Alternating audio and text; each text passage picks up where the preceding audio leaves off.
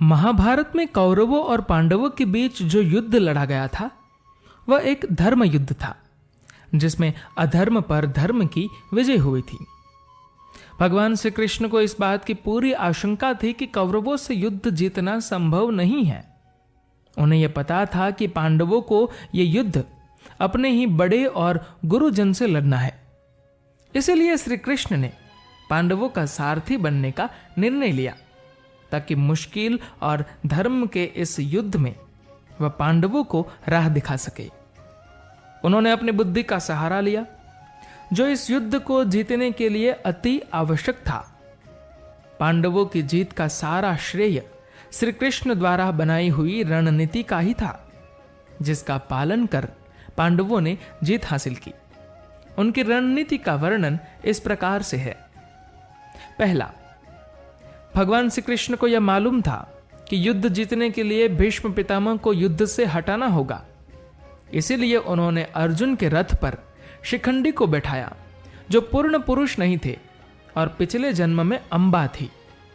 पितामह उन्हें स्त्री समझते थे, इसलिए उन्होंने बाण चलाना बंद कर दिया, जिसका फायदा उठाकर अर्जुन ने पितामह को बाणों की सेज पर सुला दिया। दूसरा, अश्वत्थामा एक हाथी था और द्रोणाचार्य के पुत्र का नाम भी अश्वत्थामा था। भगवान श्री कृष्ण ने युधिष्ठिर से बोला कि आप द्रोणाचार्य के सामने यह बोलिए कि अश्वत्थामा की मौत हो गई है, जबकि हाथी की मृत्यु हुई थी। यह सुनते ही द्रोणाचार्य ने यह सोचा कि उनके पुत्र की मृत्यु हो गई है। उन्होंने अपना धनुष बाण धरती पर रख दिया और विलाप करने लगे। उसी समय धृष्टद्युम्न ने उनका वध कर दिया। उन्होंने आधा ही सच सुना, जो उनकी मृत्यु का कारण बना। तीसरा, युद्ध के समय अर्जुन ने यह प्रतिज्ञा की थी कि सूर्यास्त होने के पहले वह जयद्रथ का वध कर देंगे, वरना आत्मदाह कर लेंगे। श्री कृष्ण ने यह देखा कि सूर्यास्त होने वाला है और अर्जुन जयद्रथ का वध नहीं कर पाए हैं, तो उन्होंने अपना सुदर्शन चक्र सूर्य की तरफ फेंक दिया, जिससे लगा कि सूर्यास्त हो गया है। जयद्रथ अर्जुन को आत्मदाह करने के लिए उकसाने लगे। उसी समय श्री कृष्ण ने अपना सुदर्शन चक्र हटा दिया और सूर्य की रोशनी दिखाई देने लगी। इसी बीच अर्जुन ने पास खड़े जयद्रथ का वध कर दिया।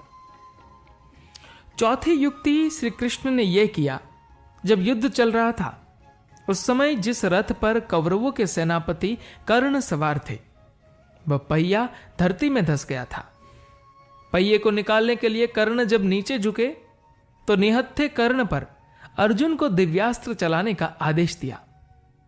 अर्जुन ने मौके का फायदा उठाया और कर्ण का वध कर दिया।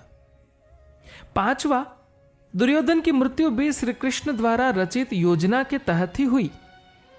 दुर्योधन के जितने शरीर पर कपड़े नहीं होते थे, वह वज्र के हो जाते थे। एक बार दुर्योधन के कमर के नीचे के भाग पर कपड़े थे।